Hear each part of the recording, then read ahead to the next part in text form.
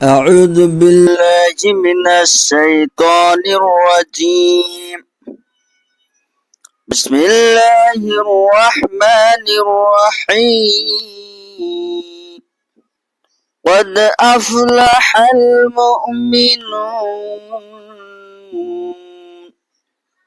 নিশ্চিতভাবে সফলকাম হয়েছে মুমিনরা।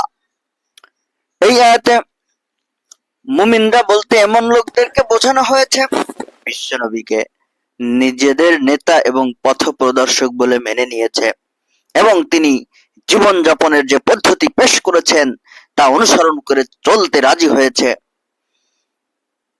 আফলাহা শব্দের মূল শব্দ অর্থ হচ্ছে ফালাহ। ফালাহ মানে সাফল্য এবং সমৃদ্ধি। এটি ক্ষতি, ঘাটতি, লোকসান এবং ব্যর্থতার বিপরীত অর্থবোধক শব্দ। যেমন আফলাহার রজুল মানে হচ্ছে অমুক ব্যক্তি সফল হয়েছে, নিজেদের লক্ষ্যে পৌঁছে গেছে, প্রাচুর্যে পরিপূর্ণ এবং সমৃদ্ধশালী হয়ে গেছে, তার প্রচেষ্টা ফলবতী হয়েছে, তার অবস্থা ভালো হয়ে গেছে। কদ আফলাহা নিশ্চিতভাবে সফলতা লাভ করেছে। এই শব্দগুলো দিয়ে বাক্য শুরু করার গূঢ় তাৎপর্য বুঝতে হলে যে পরিবেশে এই ভাষণ দেওয়া হচ্ছিল তা চোখের সামনে আমাদের রাখা অপরিহার্য হয়ে পড়ে। তখন একদিকে ছিল ইসলামী দাওয়াত বিরোধী সর্দাররা, নেতারা। তাদের ব্যবসা বাণিজ্য উন্নতির পর্যায়ে ছিল, তাদের কাছে ছিল প্রচুর ধন দৌলত, বৈষয়িক সমৃদ্ধির যাবতীয় উপাদান তাদের হাতের মুঠোয় ছিল। আর অন্যদিকে ছিল ইসলামী দাওয়াতের অনুসারীরা। তাদের অধিকাংশ তো আগে থেকেই ছিল গরিব এবং দুর্দশাগ্রস্ত।